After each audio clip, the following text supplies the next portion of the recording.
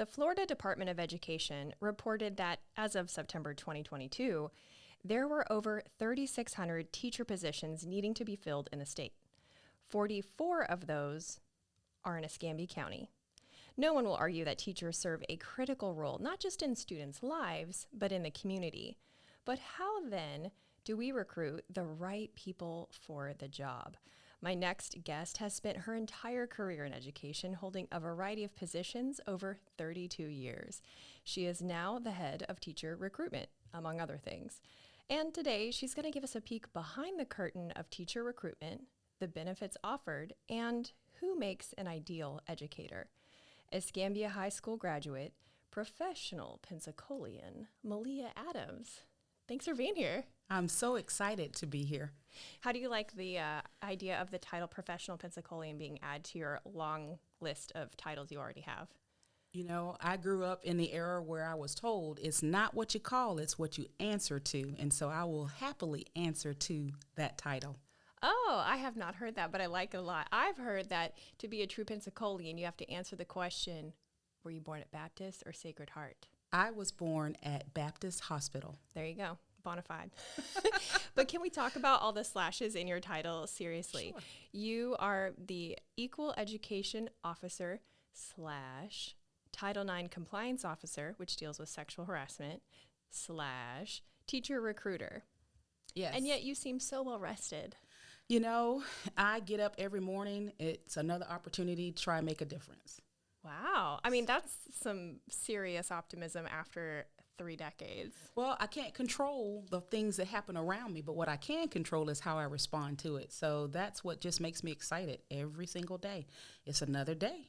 Well, and you have a lot of perspective, too, being in a variety of roles. So that, you know, the / kind of follows the pattern of your career, because you started as a teacher at Brownsville Middle and then moved around from counselor to assistant principal, and now you're here. Is that the vision that you always saw for yourself from the get-go? I did not, and I will be honest. I did not have a burning desire to become a teacher.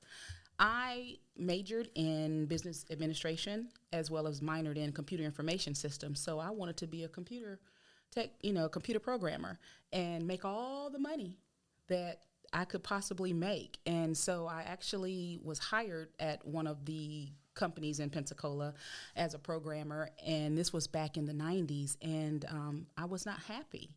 And I always realize that, you know, you work with people, you enjoy working with people, you enjoy helping people, you enjoy assisting people. And so this led me to apply in Escambia County Public Schools back in 1990. And so I actually started in our school system as a clerk in teacher certification office. Wow.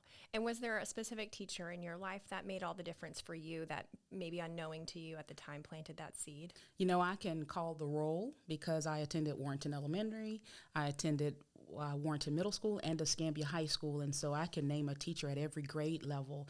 And so in elementary school, I looked to Miss McCorvey. She was a science teacher for me that really had an impact because she gave, I truly believe, looking back, she gave us her all.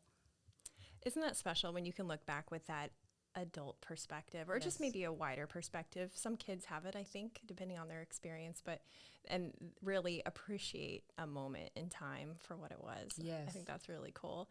I can definitely tell you the teachers, they're by name, who made a difference for me. And like we said in the beginning, the need for those teachers is in higher demand than ever. And other than, people asking you about prerequisites, I feel like we should start off by talking about addressing some objections. What are the most common objections that you get when trying to recruit an educator other than prerequisites? Absolutely. And so, of course, not only with the prerequisite, you have the financial side of it that people ask about. And that's with any career that you choose. You're going to look at the benefits as well as the monetary value within that. But some of the objections are, what does teaching really look like in this day and age? Teaching has become a shopper's market, I must admit. Since the pandemic, the whole face of our nation has changed. And so with teaching, it really does become a lifelong passion for someone. Teaching for me was a second career. It was not my first desire. However, my first year, I was like, wow, I can do this. I truly, truly believe that I can help someone, if not all of them. I can help at least one or more. I can make a difference. And so that's why I stuck with it. But had I chosen this profession right out of college? Absolutely not. If I could turn back the hands of time and choose it, absolutely. I would do it 100 times because it truly has impacted the way I feel about teaching and education. The students that I've taught who continue to reach out to me, either in person or social media, it just really brings tears to my eyes because I'm like, I had a part in your life. And that's what makes it so exciting. And so everyone's going to have certain objections. A lot of it is personal, and I get that. But the outcome outweighs any other things that, that people can come up with. I think one of the objections that maybe people wouldn't even admit to you is that they feel scared. They feel overwhelmed. Maybe they're like you. It's a second career. I learned about, and we did another episode on the podcast about the first year teacher mentors. Was that something that you got to take advantage of? So, of course, when I first started teaching in 2000, I started in our school system in 1990, but in 2000 was my first teaching opportunity. And so I was alternatively certified. I did not have the mentor program. The START program actually came years later, but I had internal mentors. And so those teachers, the principal's vision at that time was to pair every new teacher with a veteran teacher in that building. And so not only did I have my department chair, my next door neighbor, my across the hall colleague, I had an actual mentor that checked on me every week, if not more. And so I just have to say, education is one of the fields that you can legally steal from a colleague, those ideas and those lesson plans, and make them your own and not get in trouble. And so that was part of my success, was that those mentor teachers were there to share and mold me and help me, so that when I did have those days where I wanted to just have the tears start to flow because of my own internal frustrations, and not necessarily the children, but just in general, they were there to lift me up. And so before the START program, there were those internal mentors that helped shape me. I think the mentors are probably a key pillar in overcoming some of those challenges, because I'm trying to rack my brain and think about my teacher friends who, I've learned that what some of the objections are, some of the challenges are. And one of them is, dealing with some parents. I'm sure none of the parents that listen to this show fit into that category, because I'm sure they're all lovely. But there's difficult parents out there. And I could see where having a mentor help you through that and learn how to navigate those waters would be major. Absolutely. And being a principal, I would always remind my teachers that those of us that are parents, those of us that are aunts or uncles or godparents or just neighbors, you have to really think about, yes, you want the best for that little person or that teenager that you have in your life. Regardless of your role, you want the best. And so the parents that come to the school or to the teachers during parent-teacher conference and they vent or they have their frustration, remember, they have one or two, whereas you impact many. And so you do have to really embrace what is being said and try to wade through the waters of the frustrations and don't see it as a personal attack, because the parent is coming with the best interest of their child and they are there for that reason, whereas you are there to not only have, because teachers have the best interest of the children, but there is a way that we have to not take everything so personal, even when it is perceived as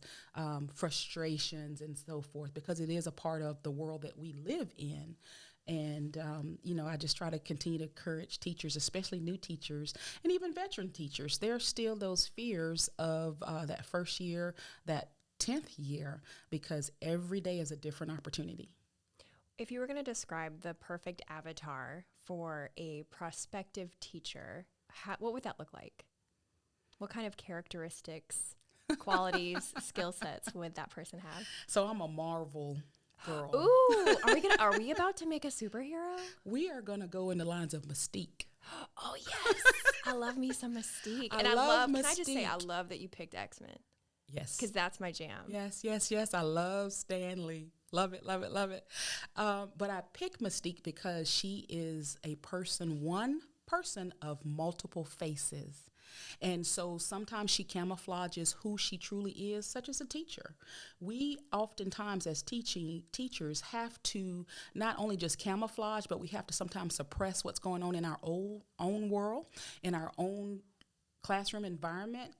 And we have to put on this persona to make sure that our personal lives or our personal things don't necessarily translate into the instructional environment. And so Mystique, one day she's this person, or 1 minute she's another person. The next hour she transforms into, it's the world of teachers. We have to transform and we have to put on our skin and embrace who we are, but we also have to be able to transform at the drop of a hat to fit the needs of the children that we teach. I love that so much.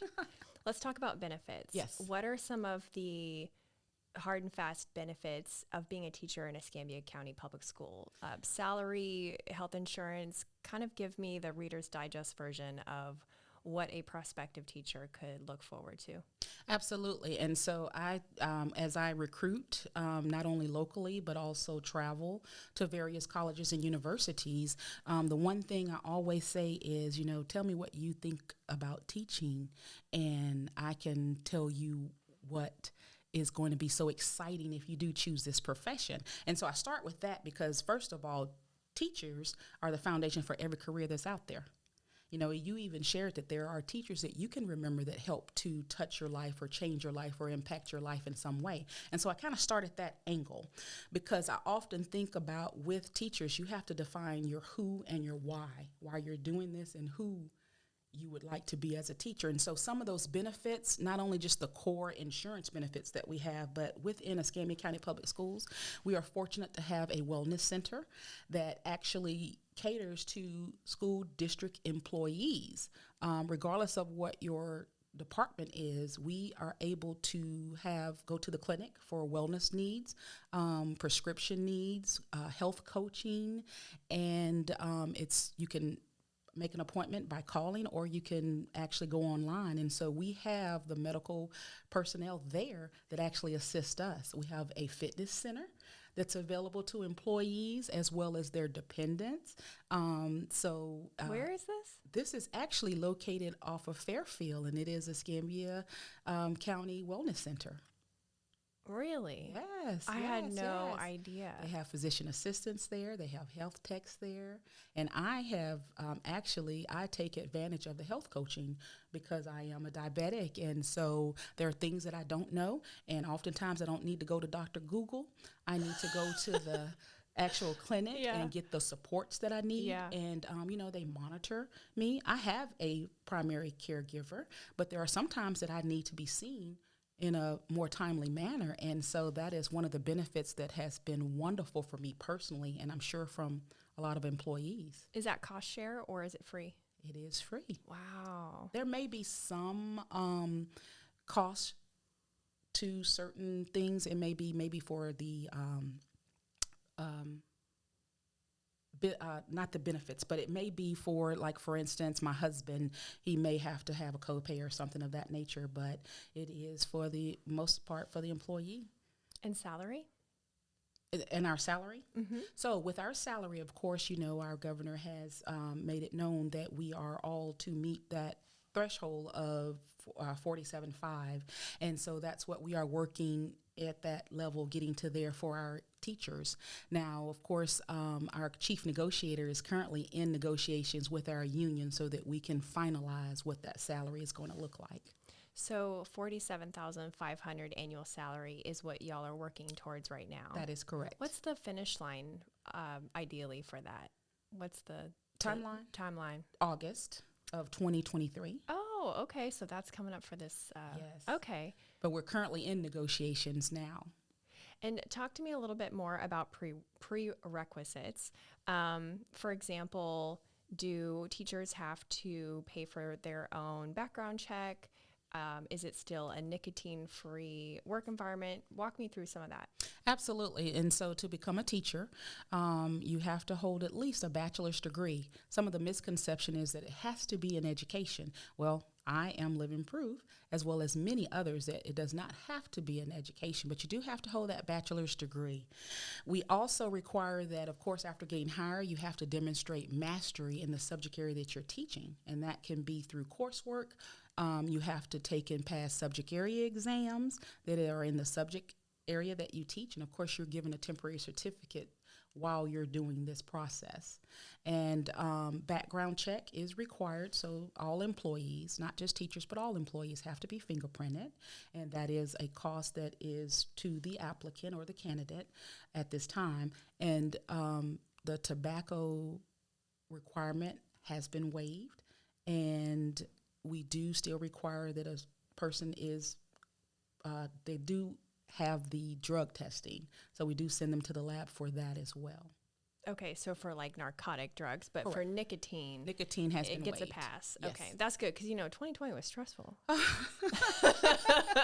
So some people, they what I like to call unquit. You know what I mean? Yes.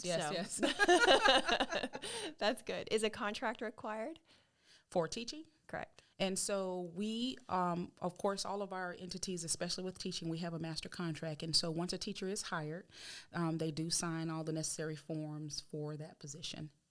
And so there is a contract required for like length of employment? Like you agree to, for example, work for a year or?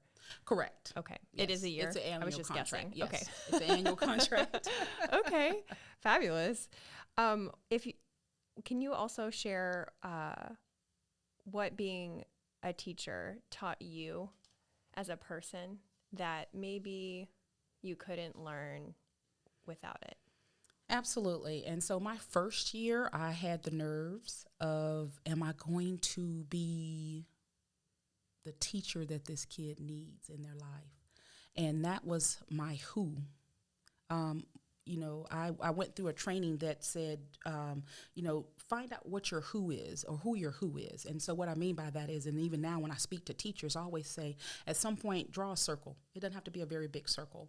And then pick someone that's very important in your life that you want the best for, and write their name in that circle and have that circle tucked away somewhere on a mirror, on your desk, in your phone, wherever.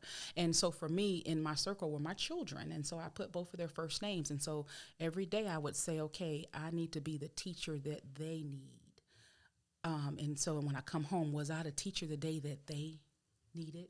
And so that was my who. And then my why was I wanted to help change the lives of others. I know we hear that, but I truly did. And I would always tell my children that I taught, and they were my children, from the time they got to school until the time they left my class, they were mine. And I truly embraced that. But I would always tell them, one day I'm going to be old Mrs. Adams, and I'm going to be in a hospital room, and somebody's going to come in that white coat, and they're going to have Dr. So-and-so or nurse so-and-so or phlebotomist so-and-so, and I'm going to look and say, I taught you. I don't want to say that with fear because you didn't learn anything in my class. I want to say that with, hey, I know you learned something in my class. And so every day that you come into my room, be prepared to learn something. And 2 weeks ago, I was in a nursing facility visiting someone, and I was standing at the counter talking to the receptionist to find out where I needed to go. And this lady was coming down the hall, and she was at the end of the counter, and she kept looking at me, and I could see her looking at me in the corner of my eye. And my first thought was, why is this lady looking at me in her white coat and so forth? And so finally she said, excuse me, but are you Miss Potter? And that was my maiden name when I first started teaching. I said, I am. She said, I was in your 8th grade class, and I can remember you always said, you represent me when you leave this classroom, and when you become a professional, make sure that you learn something no matter what classes you are in. And she said, and I always remember that. And I said, oh my goodness. And when she said her name, I knew exactly who she was. I said, you sat in the second row, second seat, and you were a class helper and so forth. And then she finally said, yes, ma'am. She said, and thank you so much. She said, I heard your voice. She said, I'll never forget your voice, because every day when we came into that room, you were like, okay, who's ready to learn? And if you're not ready to learn, well, you might as well wake up and change that attitude, because you're going to learn something today. So those are the things that really, truly helped me each and every year, was how could I impact this person's lives? Children that come to us from circumstances that they have no control over. I would always say, your now is not your future, but you do have control of your future. I know you're a child, your parent tells you what you can and cannot do, but there is going to come a time where that parent no longer can do that. It's all on you now. So guess what? While you're in this classroom, let's focus on what we can do and do well. And so I enjoy seeing those fruits of just my labor, but they also had other teachers as well. And so that's why the teaching profession is so important, because we really do make a difference. We really do impact every entity that's known to man out there, regardless of what your career choice is, what you do in life. A teacher, you can go back and pull from that.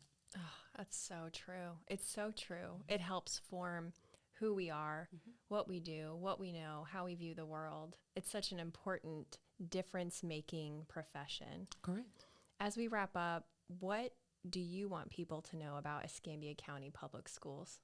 Sure. You know, as I say, from the drivers, from the floors to the ceiling, every position in Escambia County makes a difference in a child's life. Whether we truly, truly embrace that, it does. And so I say I chose Escambia County. Escambia County didn't choose me, but it kind of worked hand in hand, because it's 32 years later and I'm still here. And so what I do is we mentor, we foster, we help, we support.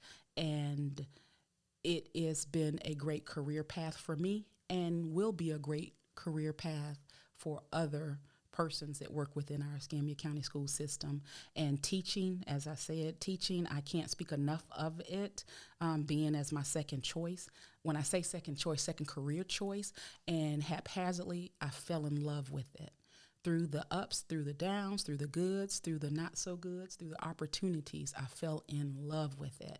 And as I said, I run across students all the time, and when I find out their ages, I'm going, oh my goodness.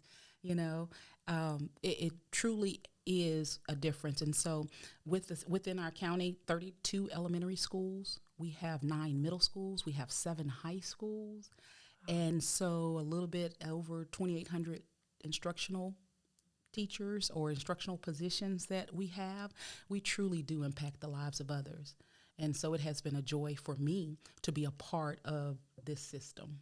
Wow.